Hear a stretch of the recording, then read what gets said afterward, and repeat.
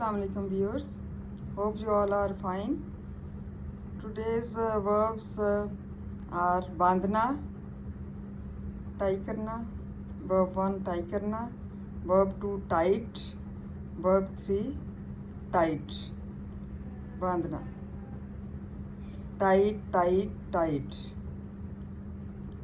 Next one समझना, verb 1 understand, verb 2 understood, verb 3 understood.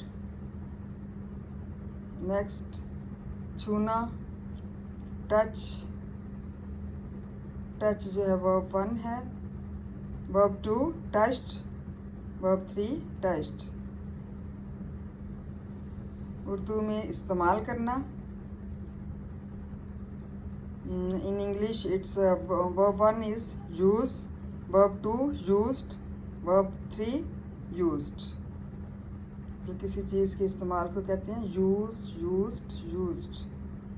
आना जाना, विज़िट करना, जैसे किसी इलाके को विज़िट किया जाता है, विज़िट, आना जाना.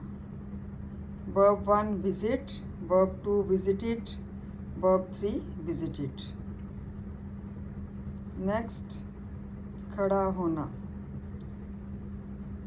इसका मतलब है stand. verb 1 stand, verb 2 stood, verb 3 stood. Stand, stood, stood.